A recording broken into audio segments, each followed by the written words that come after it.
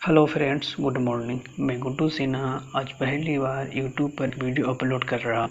ये video CTET के candidate के लिए है, उसके साथ साथ तो ऐसे कैंडिडेट जो टीचर के लिए अभ्यर्थी हैं, टीचर के कैंडिडेट्स हैं, टीचर बनना चाहते हैं, आज बने कल बने कभी भी, यानी जो टीचर के एग्ज़ाम देना चाहते हैं, टीचर के एग्ज़ाम देते हैं, टीचर बनने के लिए एग्ज़ाम देते हैं, उस सभी कैंडिडेट के लिए वीडियो बहुत ही इंपॉर्टेंट है। हालांकि मैंने यहाँ पे लिखा है कि हाउ टू क्रैक सीटेट, यानी सीटेट हम लोग कैसे क्रैक कर सकते हैं, इनके करने के लिए क्या हमें करना होगा। आप लोगों को पता है कि जितने भी टीचर के टेस्ट होते हैं उस सभी में सबसे इम्पोर्टेंट क्या होता है? पेडागॉगी। पेडागॉगी को सोल्व करने के क्या रूल्स होते हैं, पेडागॉगी हम लोग कैसे सोल्व कर सकते हैं। मैंने यहाँ पे क्या लिखा है कि किस तरह से मैं ऑप्शन को देखते ही उत्तर को पहचान सकते हैं, उत्तर आप दे सकते हैं। बिल्कुल सही है, आप एक बार इस पूरे वीडियो को देखें, आप लोग भी समझ सकते हैं कि जो मैंने लिखा है लाइन सही है या गलत है। इसमें कुछ इंपॉर्टेंट टैग वर्ड्स मैंने बताया है, इंपॉर्टेंट टैग वर्ड के द्वारा ही मैंने अपने वीडियो को आगे बढ़ाऊंगा। यानी वीडियो को जो इम्पोर्टेंट्स हैं, वीडियो का जो इम्पोर्टेंट है वो इम्पोर्टेंट वर्ड से ही बनाए गए हैं, यानी इम्पोर्टेंट वर्ड के माध्यम से हमारे वीडियो जो इम्पोर्टेंट हो भी सकता है। आई होप आप लोग को वीडियो अच्छा भी लगे, किसी को अच्छा नहीं भी लगेगा।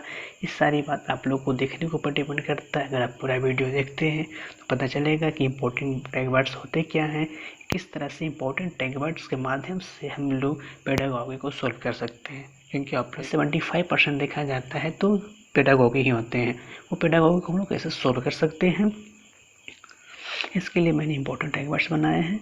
आई होप आप लोग को इंपॉर्टेंट टैग वर्ड अच्छे लगे। अगर अच्छे नहीं लगते हैं तो प्लीज़ कमेंट में बताएं कि हमारा ये वीडियो कैसा था, आप लोग को पसंद आया या नहीं आया। चलिए लेट नहीं करते हैं, लेट किए बिना मैं अपने वीडियो को आगे बढ़ाता हूँ। मैं ये बतलाने वाला हूँ कि पेडागॉगी को सोल्व कैसे किया जाता है, हाउ टू सोल्व पेडागॉगी। यानी वैसे सभी टेट के लिए C TET, UP TET, REET, U TET, Uttarakhand TET, Haryana TET, other TET, जितने भी टेट हैं सभी टेट में ये टैग वर्ड्स आपको काम देंगे। सम इम्पोर्टेंट टैग वर्ड्स, यानी कुछ ऐसे टैग वर्ड्स हैं जो ऑप्शंस में देखे जाते हैं, ऑप्शन के द्वारा आप अपने क्वेश्चंस को सही कर सकते हैं। अगर आप ऑप्शंस को सही तरीके से पढ़ते हैं तो आपके जो क्वेश्चंस हैं बिल्कुल सही होंगे।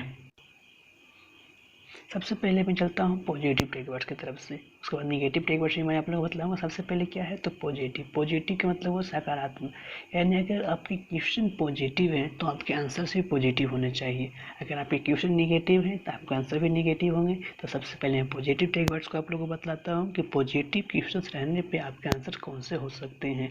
जितने भी टैग वर्ड्स हैं वो आपके ऑप्शन में देखने को मिलेंगे।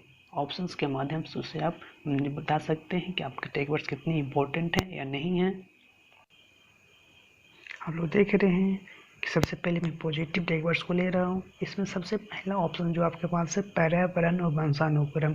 अगर आपके पॉजिटिव ऑप्शंस हैं उसमें पर्यावरण और वंशानुक्रम होते हैं तो ये ऑप्शंस आपके 100% हैं कि पॉजिटिव ऑप्शंस। ये ऑप्शन आपके क्वेश्चन के मुताबिक, अगर जिस तरह का क्वेश्चन उस तरह से आपके ऑप्शन से बिल्कुल सही होते हैं और आपके आंसर से भी सही होंगे। सेकंड में चलता हूँ दृश्य श्रव्य सामग्री। अगर बच्चा किसी चीज़ को देखता है, सुनता है तो ज़्यादा इफेक्टिव होता है। अगर ऑप्शन में ये ऑप्शन आपको देखने को मिलते हैं कि दृश्य श्रव्य सामग्री, इसका मतलब है कि आपके जो ऑप्शन हैं बिल्कुल सही हैं। अगला है बच्चा क्रियाशील हो। अगर किस तरह से बच्चा कोई काम कर रहा है तो उस पर ज़्यादा प्रभाव पड़ता है, क्योंकि हम लोग सीट दे रहे हैं तो 1 to 5 हो, जैसे 6 to 8 हो, बच्चे पर आधारित होते हैं। जो आज की शिक्षा प्रणाली होती है बच्चा केंद्रित होता है, बाल केंद्रित होता है। अगर बाल केंद्रित यानी बच्चा ज़्यादा क्रियाशील है, तरह तरीके अच्छे तरीके से सीख सकता है, यानी हमारा जो ऑप्शन होंगे बच्चा क्रियाशील है तो ऑप्शन हो सकते हैं।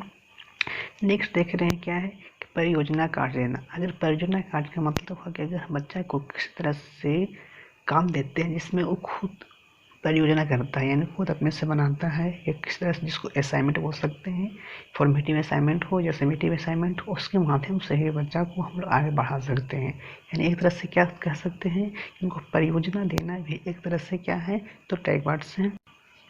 नेक्स्ट आप लोग देख रहे हैं बच्चा क्रियाशील। अगर बच्चा किसी तरह के काम कर रहा है, अगर उसमें क्रियाशील वो है यानी एक्टिव है, अगर बच्चा एक्टिव होता है तो ज़्यादा प्रभाव पड़ते हैं। अगर बच्चा कोई भी हम मार्क देते हैं, चाहे क्लास हो चाहे घर पे हो, अगर बच्चा एक्टिव होता है तो उसे सही तरीके से समझ में आता है। अगर मानते हैं कोई बच्चा बिल्कुल निष्क्रिय, निष्क्रिय कहने का मतलब हुआ कि कोई ध्यान नहीं दे रहा है, यानी वो कह सकते हैं जो भी उसको हम बोलते हैं वो समझ नहीं पाता है, यानी उसके अंदर फुर्तीला नहीं है, यानी बच्चन के अंदर यानी जो बच्चा है फुर्तीला नहीं है, किसी बात के ऊपर ध्यान नहीं देता है, मतलब वो सही तरीके से सीख नहीं रहा है। यानी बच्चा को एक्टिव होना बहुत इंपॉर्टेंट है। अगर बच्चा किसी भी स्थिति में, कोई भी कंडीशन में अगर एक्टिव है, इसका मतलब है कि बच्चा सीख रहा है, वो सही तरीके से हमारे कार्य को सुन रहा है, समझ रहा है। अवसर या प्रोत्साहन देना, यानी किसी ऑप्शंस को में अगर ये ऑप्शन आपको देखने को मिलते हैं, टैग वर्ड्स आपको देखने को मिलते हैं, अवसर या प्रोत्साहन, यानी बच्चा को किसी काम को करने के लिए उनको हम अवसर देते हैं, ऑफर देते हैं, उनको प्रोत्साहित करते हैं। उनको हम जैसे बोलते हैं कि ये काम करो, तुम इससे आगे बढ़ सकते हो, या तुम्हें टॉफी दिया जाएगा, या तुम्हें इस तरह से हम उसको प्रोत्साहित करते हैं, यानी उसके तरफ से उस कार्य को करने के लिए उत्साह करना, उत्साह तो हम करते हैं तो बच्चा सही तरीके से काम करता है। नेक्स्ट देखते हैं दैनिक जीवन से जोड़ना, यानी जो भी हमारा मेन उद्देश्य होता है कि बच्चे को अपने दैनिक जीवन के साथ जोड़ें, यानी जो भी उनकी एक्टिविटीज करवाते हैं उनके दैनिक जीवन में होना चाहिए। दैनिक जीवन के माध्यम से बच्चे सही अच्छे तरीके से समझ सकते हैं। नेक्स्ट देखते हैं क्या है तो नेक्स्ट है हस्तपरक अनुभव। हस्तपरक अनुभव का मतलब है कि हाथों के द्वारा किया गया काम, यानी बच्चे कोई हाथ के द्वारा यानी एक्टिव होकर कोई काम अपने खुद से करता है, स्वयं से करता है, तो उससे ज़्यादा सीखता है। यानी अपने हाथों के द्वारा किए गए कार्यों से उसको सिखाना ज़्यादा आसान होता है, ज़्यादा उसको समझ में आता है।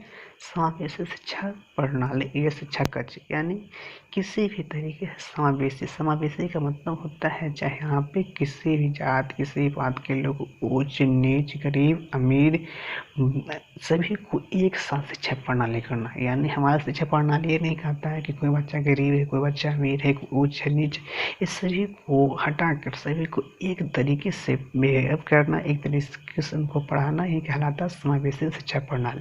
समावेशी शिक्षा प्रणाली के अंतर्गत होते हैं कि सभी बच्चों को एक जैसे पढ़ाना, एक जैसा उनका व्यवहार करना, लेकिन मानते हैं कोई अमीर की घराना का तो उनके ऊपर ज़्यादा ध्यान देना, कोई गरीब बच्चे हैं तो उनके ऊपर कम ध्यान देना, समावेशी शिक्षा के अंतर्गत नहीं आते हैं। नेक्स्ट देखते हैं क्या है तो ब्लू प्रिंट समृद्ध को माहौल, यानी बच्चा को अगर हम प्रिंट समृद्ध यानी किस तरह से माहौल को उत्पन्न करते हैं, यानी प्रिंट यानी कहने का मतलब जैसे मैं आप लोगों को पढ़ा रहा हूँ तो प्रिंट के माध्यम से, यानी एक तरीके से कह सकते हैं कि उनको प्रिंटेड करना, यानी प्रिंटेड के माध्यम से बतलाना, यानी ऐसा माहौल तैयार करना जिसमें सब क्या है तो पिक्चर्स हैं, बहुत सारे एक्टिविटीज हैं, उसके माध्यम से बच्चा भी बहुत अच्छे तरीके से माहौल उत्पन्न करता है, उनको सीख सकता है। अगला है सतत और व्यापक मूल्यांकन। सतत और व्यापक मूल्यांकन क्या होते हैं, यानी सतत और व्यापक यानी वैसा मूल्यांकन जो लगातार हो। सतत का मतलब होता है लगातार, और व्यापक का मतलब होता है बड़े पैमाने पर, यानी वैसा मूल्यांकन करें जो उनको हमेशा, यानी जैसे हम लोग देखते हैं टेस्ट लेते हैं या स्कूल में टेस्ट लिए जाते हैं, 3-3 महीने पे ले जाते हैं, 6-6 महीने पे ले जाते हैं, उससे क्या होता है कि बच्चा हमेशा एक्टिव रहता है कि हमें टेस्ट देना होता है और हमें उनके लिए व्यापक तरीके से यानी सही तरीके से उनको मूल्यांकन करना हमें चाहिए। अगला हम लोग देखते हैं क्या समाज और संस्कृत परिवेश, यानी समाज और संस्कृत परिवेश के माध्यम से, यानी जो भी बच्चा सीखता है अपने समाज से सीखता है, अपने संस्कृति से सीखता है, उनके समाज में क्या हो रहे हैं, जैसा उनके समाज का माहौल होता है उस तरीके से बच्चा सीखता है। अपने घर में देखते हैं कि बड़े लोग क्या करते हैं, बड़े लोग को देखिए वो बच्चा भी सीख जाता है। यानी कहने का मतलब कि अगर हमारे समाज अच्छे हैं तो हमारे जो बच्चे होंगे वो बच्चे भी अच्छे ही होंगे। नेक्स्ट कह सकते हैं कि संस्कृति मतलब हमारे कल्चर, जो कल्चर का प्रभाव हमारे समाज के ऊपर पड़ता है, यानी कल्चर हमारे समाज को बनाता है और समाज से हमारे बच्चे बनते हैं। यानी कहने का मतलब ये है कि समाज और कल्चर दोनों मिलकर, यानी समाज यानी सोसाइटी और कल्चर दोनों मिलकर हमारे लिए एक बहुत अच्छे परिवेश का निर्माण कर सकते हैं। उस परिवेश में अगर हमारे बच्चे रहते हैं तो सही तरीके से वो सही चीज़ को सीख सकते हैं, जो उनको समाज में के द्वारा सिखाया जा सकता है उनके लिए एक अलग हो सकते हैं। उनको समाज के माध्यम से, संस्कृति के माध्यम से सिखाना बहुत ही इम्पोर्टेंट बतलाया गया है। नेक्स्ट है खोजना और सीखना।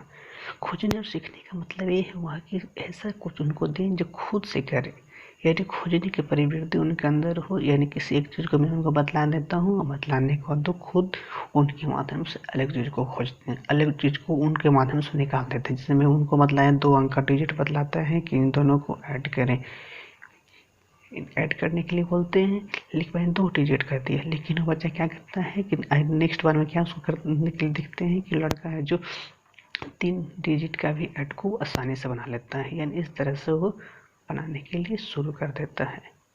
यानी एक तरह से उनके अंदर क्या है तो खोज आ गया, यानी 2 डिजिट का मैंने उनको दिया था लेकिन 3 डिजिट का बच्चे बनाने के लिए शुरू कर देता है। इसका मतलब खोजना और खुद से सीख लेना। नेक्स्ट क्या है भ्रमण और वास्तविक अनुभव, यानी हम लोग देख रहे हैं कि स्कूल में शैक्षणिक भ्रमण करवाए जाते हैं। शैक्षणिक भ्रमण का यहाँ पे मीनिंग क्या हो सकता है, यानी लोग जो बच्चे होते हैं जो उनको हम पढ़ाते हैं किसी चीज़ के बारे में, चिड़िया के बारे में पढ़ा रहे हैं, पर्यटन के बारे में पढ़ा रहे हैं, तो उनको वास्तविक अनुभव के साथ जोड़ना, यानी उन्होंने बुक में पढ़ा, पुस्तक में पढ़ते हैं, पुस्तक के माध्यम से अगर उससे जाकर जानकारी एकदम बिल्कुल सामने देखते हैं, वास्तविक में देखते हैं, तो उनको ज़्यादा उनसे अनुभव होते हैं। जैसे मैं बतलाता हूँ बच्चों को कि गाय पे निबंध लेके, जिस बच्चे के यहाँ गाय है उस गाय के बारे में आसानी से देख सकते हैं गाय के क्या होते हैं, इसके 4 पैर होते हैं, एक पूंछ होती है, उजली काली चितकबरी होती है, अनेक रंगों की होती है। यानी भ्रमण के माध्यम से वास्तविकता उनके अंदर आती है। अगर वो भ्रमण करते हैं तो रियलिटी को पहचानते हैं कि वास्तविकता में है क्या। नेक्स्ट देखते हैं सृजनशील, ये बहुत इंपॉर्टेंट है। ये सारे ऑप्शन जितने भी थे उसमें सबसे ज़्यादा इम्पोर्टेंट है सृजनशील या सृजनता। कहीं पर सृजनता भी देखने को मिलेगा, कहीं पर सृजनशील देखने को मिलता है। यानी सृजनशील का मतलब होता है क्या, तो नए तरीके से खोजना, नई चीज़ों की शुरुआत करना। यानी बच्चा अगर सृजनशील है इसका मतलब है कि जिस ऑप्शन में ये ऑप्शन आपको देखने को मिलते हैं, टैगवर्ड्स देखने को मिलते हैं सृजनशील, वो टैगवर्ड्स बहुत इंपॉर्टेंट होते हैं। उसके माध्यम से आप बतला सकते हैं कि जो आपके क्वेश्चन के आंसर हैं अकॉर्डिंग टू क्वेश्चन, अगर क्वेश्चन क्या बोल रहा है उस अकॉर्डिंग आप देख सकते हैं, तो सृजनशील वाले ऑप्शन आपके लिए बिल्कुल करेक्ट होंगे। नेक्स्ट स्वयं पे आधारित। स्वयं पे आधारित कहने का मतलब है कि अगर बच्चा को स्वयं पे आधारित, अगर बच्चा को हम अपने ऊपर कोई भी काम को देते हैं कि अपने ऊपर खुद से करे, खुद से करने के लिए उनको अगर दिया जाता है तो बच्चा बहुत इंपॉर्टेंट तरीके से खुद पे कर लेते हैं। यानी अपने ऊपर उनको ढाल दिया जाता है, यानी अपने ऊपर उनको प्रयोग करने के लिए देते हैं, प्रयोग करके उसको आसानी से सीख सकते हैं। नेक्स्ट क्या बाल केंद्रित, यानी ये भी इम्पोर्टेंट है। अगर किसी भी ऑप्शन में आपको मिलते हैं कि बाल शिक्षा किस तरह से होनी चाहिए, तो बाल केंद्रित यानी जो शिक्षा प्रणाली आज की हमारी है वो शिक्षक पर आधारित नहीं बल्कि बच्चों पर आधारित है। यानी बाल केंद्रित शिक्षण प्रणाली आज हमारी है। ये ऑप्शन आपको देखने को मिलते हैं किसी भी ऑप्शन में, किसी भी ऑप्शन के साथ ये मिलते हैं, क्वेश्चन के साथ मिलते हैं, तो ये आपके ऑप्शन बिल्कुल सही हो सकते हैं। लास्ट देखने को यहाँ मिलता है व्यापक ऑप्शन। व्यापक ऑप्शन यानी कहने का मतलब है कि जो सबसे बड़ा ऑप्शन हो, ये नहीं कहने का मतलब है बल्कि वैसे ऑप्शन जिसमें सारे चीज़ों को इंक्लूड किया जा सकता है। जैसे यहाँ पे मैंने लिया है क्या समाज, यानी मानते हैं कि बच्चा सबसे ज़्यादा प्रभाव किससे होता है तो समाज से। यदि समाज के अंतर्गत उनके माता पिता भी आते हैं, दोस्त भी आते हैं, विद्यालय भी आता है, यानी सभी के सभी इनकी इंक्लूड करे जाते हैं। यानी वैसे ऑप्शन जिसमें सारी चीज़ों को, जितने भी ऑप्शन उसमें है सभी ऑप्शन उसमें इंक्लूड होते हैं, उन्हीं को यहाँ बोला गया है क्या तो समाज। मैं नेक्स्ट में चलता हूँ। नेक्स्ट पेज में ये क्या था, लोग देख रहे हैं नेगेटिव टैगवर्ड्स। यानी ये जो नेगेटिव टैगवर्ड्स होते हैं, अगर आपका क्वेश्चन नेगेटिव है, क्वेश्चंस में अगर नहीं लगा हुआ है, तो ये ऑप्शन, अगर जिस ऑप्शन में ये टैगवर्ड लगे हुए हैं वही ऑप्शन आपके करेक्ट होंगे। लेकिन मान लेते हैं कि क्वेश्चन है पॉजिटिव है और पॉजिटिव क्वेश्चंस में अगर ये सारे टैगवर्ड्स आपको देखने को मिलते हैं तो इसका मतलब ये ऑप्शन क्या है तो नेगेटिव है। ये ऑप्शन बिल्कुल कभी नहीं होंगे। अगर आप उस सीटेट पहले दे चुके हैं या दे रहे हैं, अगर आप सीटेट का प्रैक्टिस सीट भी देखते होंगे, उस सारे ऑप्शन को देखें जो ऑप्शन मैं यहाँ पे बतला रहा हूँ। अगर वो ऑप्शन कहीं पे देखने को मिलते हैं आपको तो बिल्कुल वो ऑप्शंस नहीं होंगे। सबसे पहले यहाँ पे क्या है रटना, यानी बच्चों को ये नहीं बतलाया जाता है कि आप रटें, यानी याद करने के बारे में बच्चों को नहीं बताया जाता है किसी चीज़ को आप याद करें। ये हमारी शिक्षा प्रणाली के अंतर्गत नहीं लाया गया कि बच्चे किसी चीज़ को याद करें या रटे।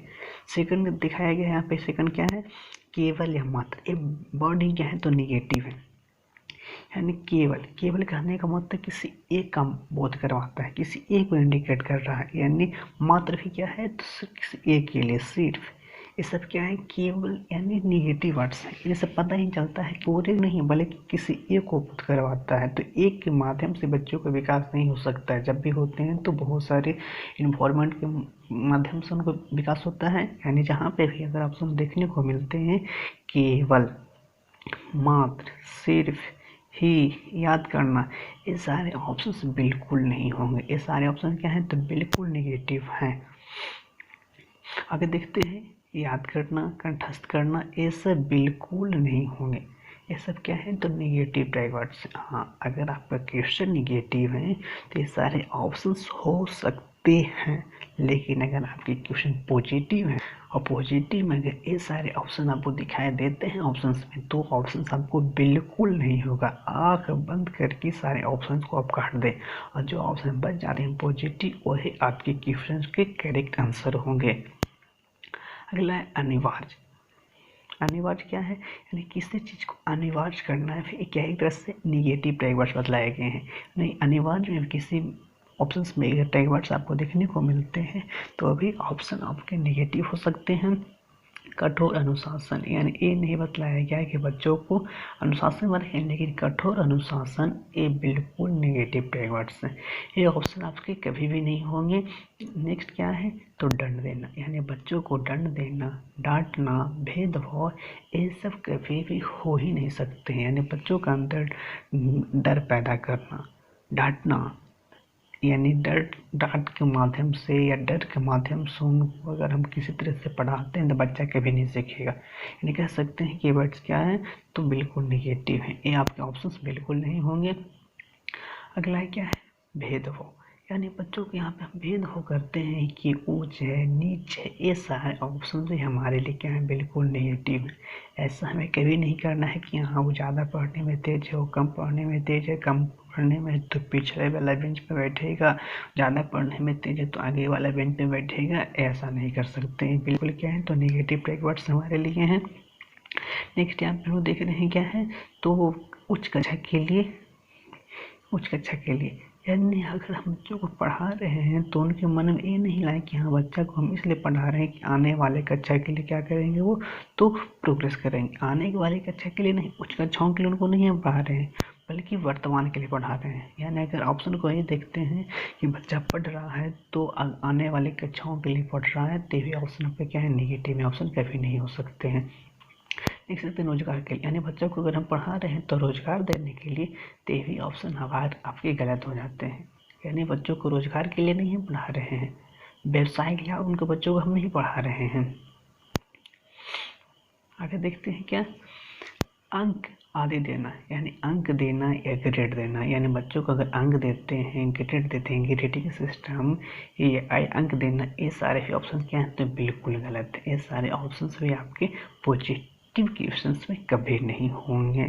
लास्ट लोग देख रहे हैं निष्क्रिय। अगर बच्चा कोई काम निष्क्रिय तरीके से कर रहा है, यानी सही तरीके से नहीं कर रहा है, यानी बच्चा बिल्कुल निष्क्रिय यानी एक्टिव नहीं है, यानी इसका मतलब कोई काम कर ही नहीं रहा है। और हमारी शिक्षा प्रणाली है तो बच्चों पर आधारित है, यानी बच्चा कोई काम करेगा तो हम उस शिक्षा को ग्रहण कर सकता है। अगर वो नहीं काम कर रहा है, बिल्कुल बैठा हुआ है, इसका मतलब क्या है, तो बच्चा में कोई एक्टिविटी नहीं हो रही है। इसका मतलब बच्चा क्या है, घर पे बैठा हुआ, इसका मतलब निष्क्रिय ऑप्शंस।